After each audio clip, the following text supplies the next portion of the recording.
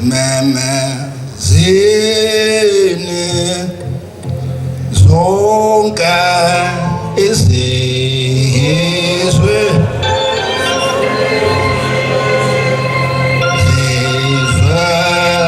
zizwakele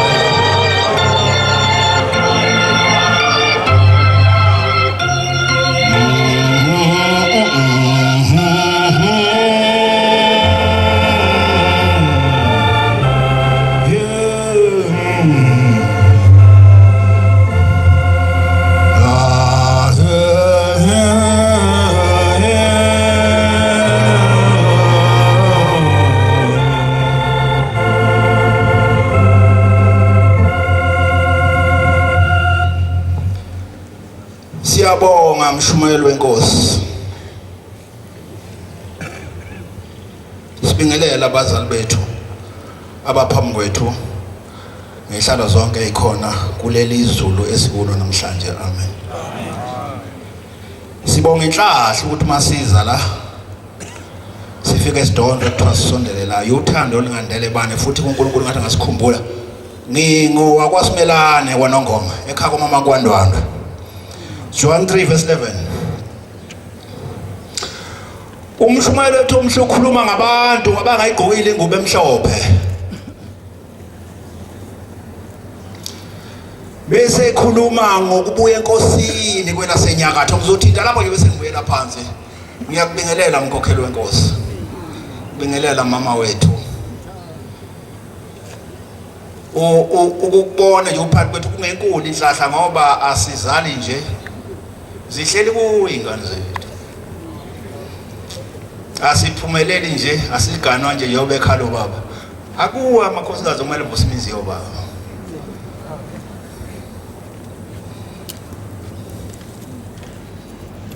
Uthinta ke ubaba wethu umshumayeli umkhabela ngokubuya kwakhe kuJehova. Ngizothinta nje lapha ekutheni kuba khona izivumelwano ezingelutho uma zenziwa ngabantu. Kodwa uma zifika kuwe zifeze kufasa unomphela uthi nala usungalunga ungabisambona ushaya. Angizokwanda kakhulu. Ngazalwa umuntu owakhulela ekhaya konina njengawe. Ngaphindela ngakhulela ekhaya komama. Kodwa ngizothinta izivumela angizujula kakhulu lapho. Kunecala elalihle umzali wami ubaba engafuni ukulandela. Uthe manje uyalalela komalume bakhe ngoba kubusisiwe ukulalela nje umshumayeli ekhuluma nje. Futhi kubusisiwe ukulalela nje ubaba bekhuluma nje. Uma ngabe sibethe umalume kubaba yenza okuthile kwase kuvela umza wakhe esenza naye isivumelwano kanti somfaka esokweni.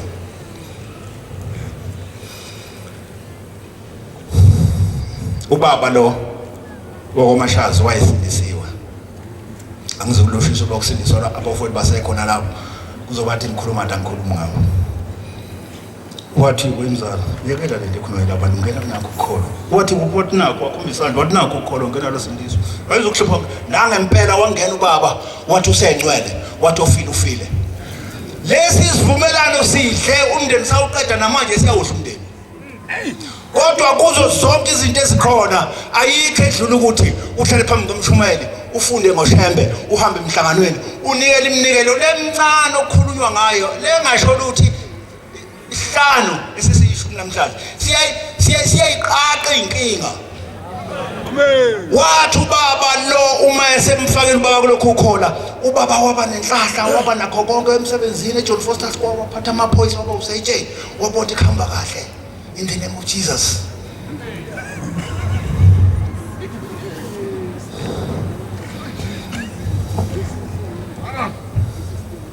Kwahamba ngoba isono siyakhula futhi uma sikhula ababona abantu siyaniseleka njengoba kuselishona ilanga kukhona amanzi ongababoni anisela isono esikhona egcekeni uma ungasilungisa ufundele incwadi 3:11 ngiqinisile ngithi kuwe sikwaziyo nesibonileyo siqinise kodwa ngeke ukwamukele nanje ubumshumayele ekhuluma nabantu abekhuluma nomkhokhele ekhuluma awufuni ukuzwa ngoba indlebe yakho ayifuni ukuzwa uma ngitshela usemhlabeni kungenzeka kanjani ukuthi uma utshela ngento ekhona emhlabeni njengoba uNkulunkulu wethu uhlala naye nje ngingakholwa ngiyakholwa kanjani ungakholwa uzokholwa kanjani uma utshelwa ngokusezulwini akwethu bangamuntu kuyezulwini ngoba akekho anoyedwa owake wasuka emhlabeni wayezulwini kuphela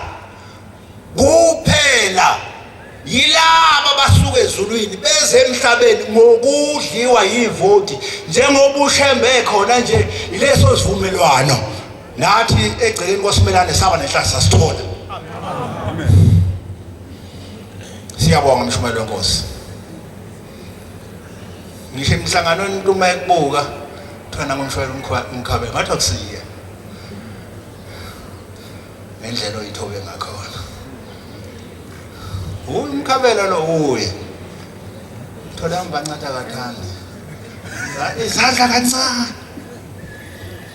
sekuphelele njalo ubaba lo waye advise ubaba ngokuthi akangene esindisweni wabe kubabe esehamba emhlabeni ngoba uma ngabe kuthiwa yakhumuza kayisho omkhulu ngawakhe isikwebo sakho lokho ikufa kodwa into yasala yavela emndenini womashazi wathi ubaba ongiyena obelahla ubaba waqala wagula kwaze wahlala phansi ngazo ukuhamba izumelwano sincane kodwa siqeda umndeni waya kwamasehleli phansi zathi abantu masebezombona balungise eminyango uthi unjani umkhulu akusangeneki izingane ezincane uma zisondela kuye bese kuphuma ojonki lapha phezu kwakhe behlangabeze izingane zithi ingane hawu mkhulu impethu iphuma ziqhele bangene bashanele zingapheli bamgeze zingapheli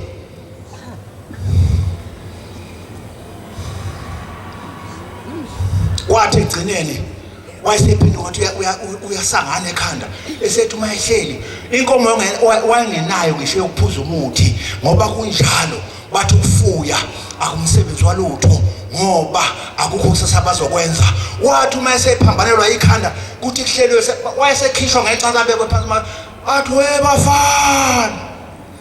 webafana landa nazi inkomo ekhombuwana izivumelwano singana landa bathi ziphi kunazi inkomo bayayifuna bakwamashazi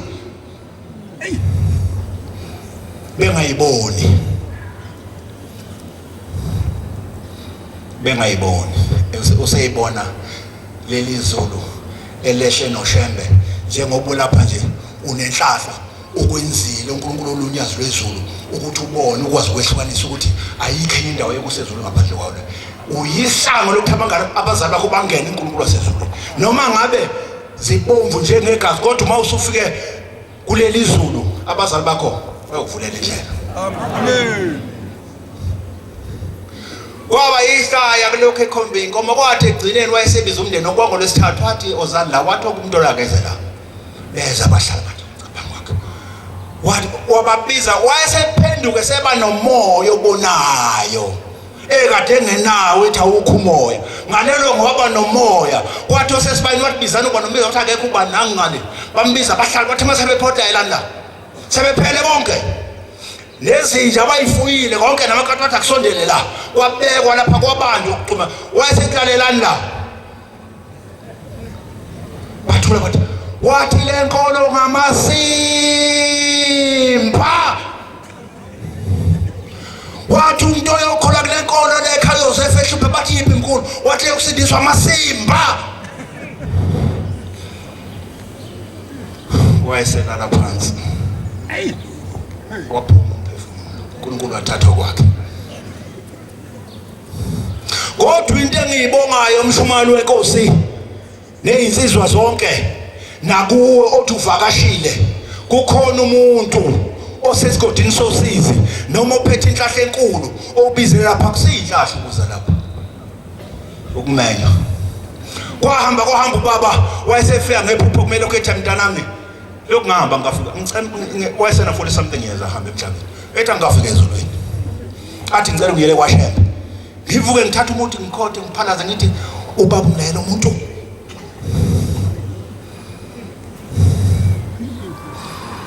ngithi ngiyalala buye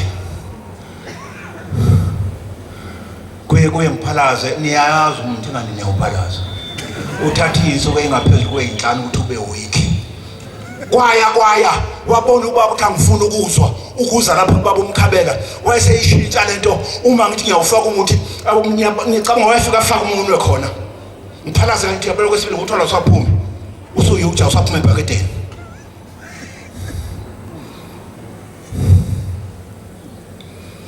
hayi ngabona ukuthi hayi kuhlwa ngomnyama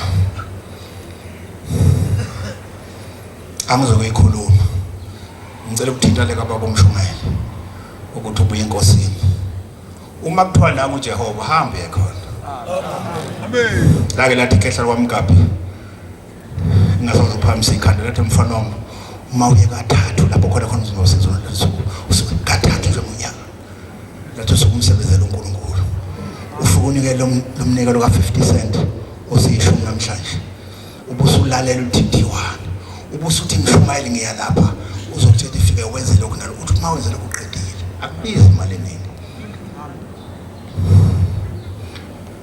ngathi mase ngithenge ekhedi inkosi yasephakameni ngase ngiye eJudiya ngafike ngahlala iviki lonke uma ngiye emthandazweni ukuvuka ngiye kuyokulala ngiye kwa12 ngibuye ngiyilalele ngathi mase ngiye ekhaya ngase ngiyibona indaba enkulu le ngifuna ukuyitshela wona bese ngihlala phansi ngase ngiyibona indaba enkulu sisemzini kaBaba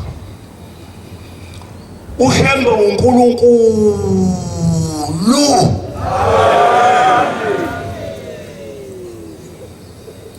ngathi mange ngibele eJudiya ngiyekhaya ngafike ngalala ngesonto ntambama ngalala ngolwesibili kwathi uma kuzosobola lesithathu ngabona kungena abantu ekhaya beza njengalapha labantu bebaningi beyithobile ngikhuluma ngakho emihlanganweni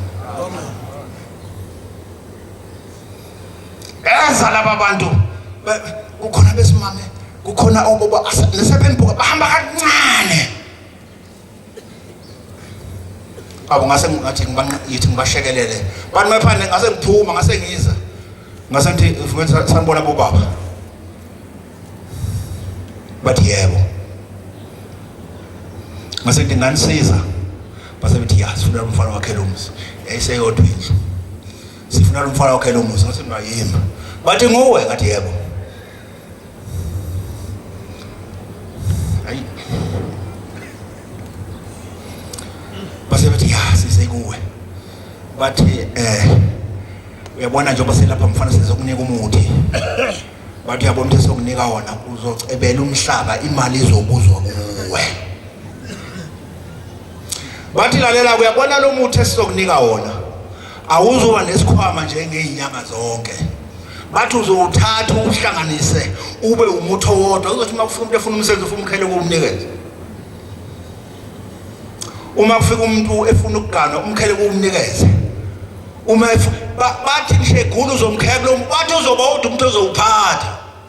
Kodwa imali ozoba nayo uzoba nemali umhlaba wonke jikelele. Ngase ngilalela hayi base bewubala baya bangisala bajahile beze umuntu obuye ezulwini athi lo umuntu othi angizukuyisho ngoba ngisaba wena njalo ngoba hey angizukuyisho kodwa ngisayikhumbula bawubala uqala bathi umako wes8 ngase ngiphamsisa kuba ngathi uxolo bobaba uxolo ngathi ngiyabonga ngathi ngibonga kakhulu. Ngase ngithi kodwa le ndlela engikhomba yona angalo kuyithatha kodwa kuzoba nzima ukuhamba ngayo. Base bethi idlele bathi yini kukhona nezalukazi lapha eyingathwele ekhanda eyinamabele amade mjokululo ashaya lapho ayibhokile utho zifihle lapha nje ngesidwaba kuphela amabele made yabona noma ungancela ngashonela ngapha umlutho nazo zisho kwazi ukuthi uyothatha lokhu ufake lapho ngoba nami ngifuna ukuthi uthole inkomo ngikwazi ukuthi ugcine lokuthile.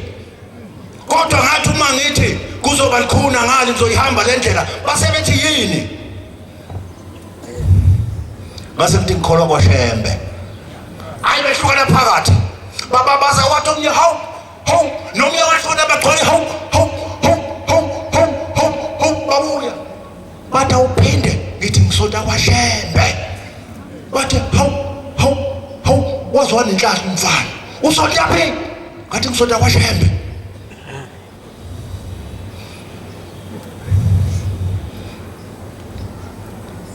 Bathi lalela mfana usonta phi ngathi ngisonta kwaShembe behla bathi lalela ayikho into enkulu emhlabeni nasezulwini elingana noShembe. Bathi uyezwa ngathi ngiyezwa base bengifaka icala bathi pho watshela bani ngangithe uma ngifika eJudiya enkosini ngahlunga ngathatha ubaba abafowabo ngathi ngathatha umkhulu ngathi akangizali ngathatha ukhokho ngathi angimazi ngathi nganikelela labo ngithi abami bokuzala kodwa thina siyazi leyo nto. Ngibuye eJudiya kade ngiyothenga amathikithi ngenza imnikelo ngibavulela amasaka base beyibala wathi umnyango mina ngemkhulu wakubani ukuzwe kuthiwa khona umkhulu wagoza nkosikazi wakhe empangeni wathi yimi lo wathi umnye mina ngowathi kaba wakho ulusi ngashona eSwazini ngemsebenzini ngangena phansi kwetruck ngafela lapho bayibala base bethi hambe kwandeni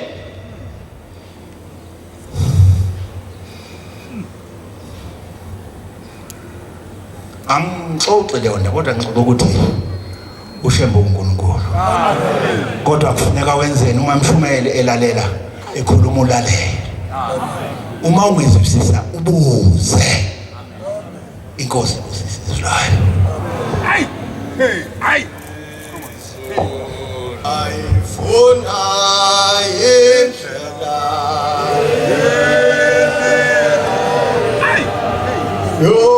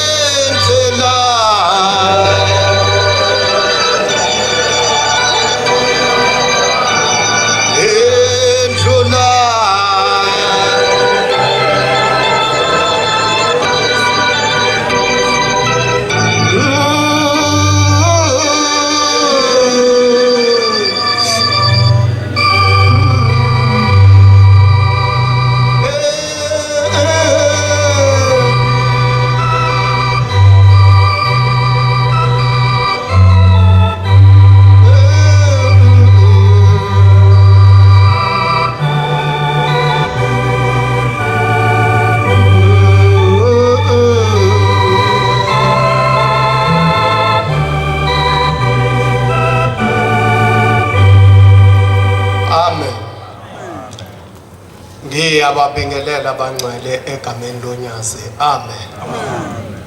Ngibingelela abagcotshwa nezihlalo zonke ngokulandelana. Amen. Lo khulumayo umfana wakwaSithole. Ngisempumalanga. Kodwa nginesikhathi eside ngila eGoli. Ngafika ngo86. Amen bangcwele. Amen. Ngifuna ukubeka amabili amathathu ukuthi ngifike kanjani la ekhaya. Ngangelona eNazaretha. Ngangeyisayoni. Kodwa kwamba ngasebenza namaNazaretha ngoba umsebenzi wami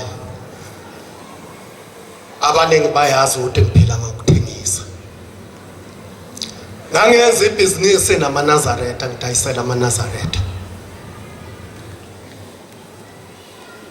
Kuthe ngomunye unyaka wafika sewadlula emhlabeni uBaba Zungu, wahamba eseyumshumayeli. Wafika la eTsitsi ePambridge ngoba bese ngithuthile zonke ngiseTsitsi.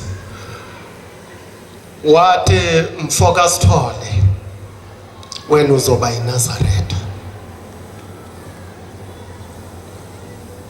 Angizange ngiphike ngathula.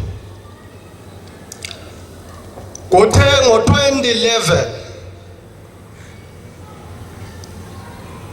safika leso sikhathi.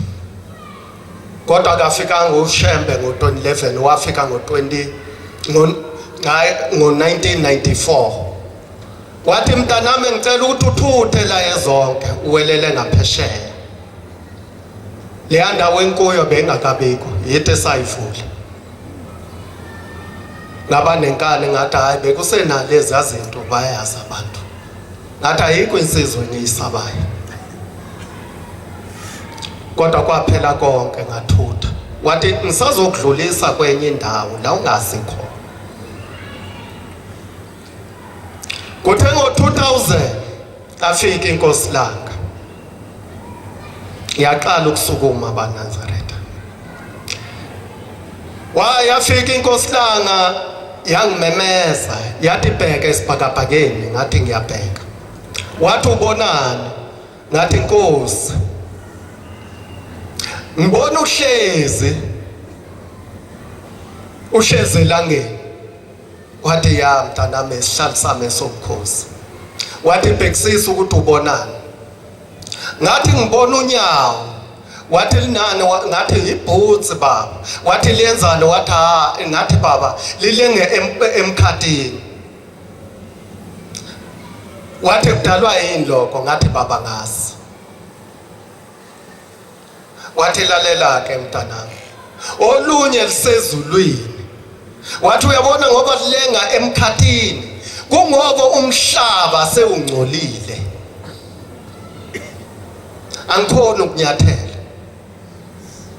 Thina oShembe sihamba endaweni singcwele kakhulu, sihamba endaweni ehlanzekile, senone kakhulu. Wathi linda mntanami ngizobuya ngizokulanda. Wathi ngo2011 kwakuDisemba wafika uBhombela. Wathi mntanami yeke ukubasa ngeSabatha.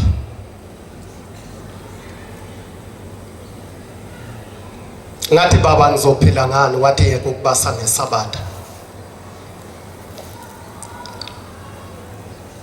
Wathi vuka ekuseni uye eGoli sodibana eDorfontein. Akashongo ukuthi eSandaneso. Wathi sodibana eDorfontein. Amen bangcwele. Amen. Ngangihambela ngemoto ngaleso sikhathi bengazi neDorfontein. Isitimela ngangisigcine ngale yaminyaka ngabo 89 90. Ngangihambela ngemoto. Ngathi baba ngizofika kanjani ngoba ngazi. Ngangigcine ngayizwa ngendaba kuthiwa kunobaba Masondo ePark Station. Kodwa ngizange ngibone. wathi kulungile zilungiselele ugeze ungagezi ngamanzi ashisayo ugeze ngamanzi abandayo ngenza njalo bangcwele ngiyaphuthuma ngeke ngilande isikhathi eside ngicela abaphethe amabhayibheli bangivulele incwadi eTitus 2 verse 2 ngicela ukuhlangabeza abafowethu ngencwadi kaJeremiya 52 verse 31 abangakakholwa kwabanzima ngalala kuthe ngo-11 5 to 11 wafika uBhombela wathi mntanami usalele ngathi baba wathi vuka njengamanje sodibana nje eDorfontein ubuze nje uzodibana nomunye umama lo mama namhlanje angazi ukuthi usekhona wahamba wathola isibusiso waye eCape Town umama wakwaMavimbela wathi uzofika uthola umama ogqoka iduku elimhlophe umbuzo ukuthi ngakuphi uzokhombisa neza njalo ngagibela kodwa kwafika itekisi yafika yapaka phakathi ejardini yathi mntakamkhulu angithi uyeGoli ngathi yebo uBhombela besefikile wathi umuhlala ungabosondela eduzana ngoba ngizobe ngikhona ushiya ispace bebe u5 ngicela ungifundele baba incwadi Titus ukuthi abesilisa abakhulile abaqondayo abaqotho abahloniphekayo abaqinisekileyo ekukholweni nasekuthandeni nasekubekezeleni kunjalo abesifazane abakhulile abahambe ngokufanele ubungcwele bangabi abahle bayo bangabi izidakwa bafundise okuhle Nkosi kubusise baba ebengidlula ngoba ubaba ukhala kakhulu nabafundisi abagcotshwa bethu amadoda asanamanga ngifike ngiphenduke nizwile ngiphenduke ngesikhathi sonyazi kodwa bathi uNkulunkulu uthengo bathi amadoda awasewaqamba manga ayawafutha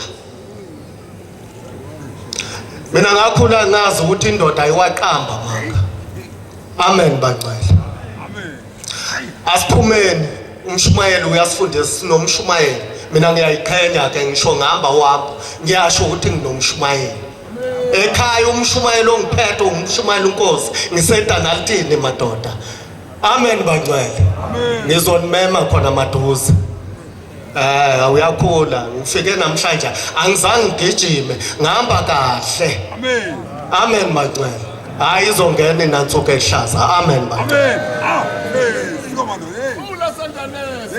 bangcwele ngithe uma ngehla ngamphola ngambona lo mama ngathi Nkosazana ngangayazi Nkosazana ngathi ngicela ukubuza ukuthi uBhombela ulaphi wacishe wawa wajuluka wabamanzi wathi hawu baba ngithi uyisigebengu wathi ayehla uzombona ngithe uma ngifika la ngavinjwa ubaba seyiphoyisa ubabushezi ubabshezi la omfishane ngilandela uBhombela ngaleso sikhathi lesi wakhonzela abashumayeli bekuyilesihlahla wangena ehamba phezu kwamakhanda ngawafike wangivimba wathi mntakamkhulu ukhumula izicathu ngoba abaningi bacabanga ukuthi isanda ngezwe ayinangelosi ngilanda ukuthi ngiyaqala ukusho ukuthi ngifike kanjani amen bangcwele ngiyadlula lapha ngomunye unyaka kunesiphithiphithi ngoba niyathanda ukudala iziphithiphithi lathunyazi vuka njengamanje uya ngoba ngangasathanda kuza la nganguka nje eSprite. Wathamba uyotshela umshumayeli ukuthi makatshele lamadoda ukuthi ahlukane nalento ayenzayo. Into kufanele ayenze mina nguShembe uNyazi lweZulu ngifuna ukuthi amadoda ahlangane abe ngamagroup. Athengelane ayenzelane izinto ezinhle aphelele ngoba leli bandla leli tempeli lami ngifuna amadoda aphelele. Amen. Uthekuseni wathi hayi ngizokuvala ngeke ukwazi ukukhuluma. Wathi kodwa hamba uye eSandanezwe. Ngithe ngifika kumshumayeli wangithuma kumshumayeli uMbanda. Ngahluleka ngamtshela umshumayeli. Wathi madoda hlanganani nibambisane niphelelise nani niphelelise umkeni. Nibe ngamagroup nithandana kwamanye amathempeli ngihambo bayakwenza lokho. Amen bangcwele. Nemvunulo bayathengelana. Isikhathi akuyona inkonzo yami ngicela ungivulele isihlabe incwadi kaJeremiya verse 51. Hlangabeza bafowethu ngoba namaNazaretha asekhona athi kunoDisemba. Sizwe ukuthi uDisemba wafika nini? Wafika kanjani? Amen bangcwele. Abantwana bakaNkulunkulu uNkulunkulu baya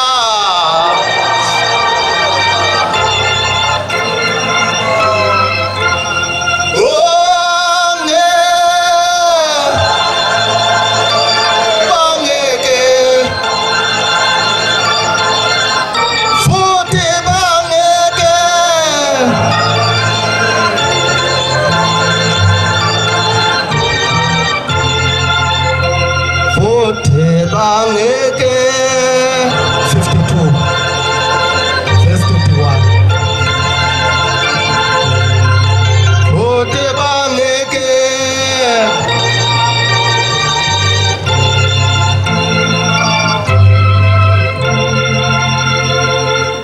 kwathi ngomnyaka wama-37 wokuthunjwa kukaJehoyakim inkosi yakwaJuda ngenyanga ye-12 ngosuku lwama-25 lwenyanga u-Eliveri-Merodaki inkosi yaseBhabhiloni waphakamisa ikhanda likaJehoyakim inkosi yakwaJuda wamkhipha etilongweni wakhuluma kahle kuye wabeka isihlalo sakhe ngasenhla kwezihlalo zamakhosi ayenaye eBhabhiloni.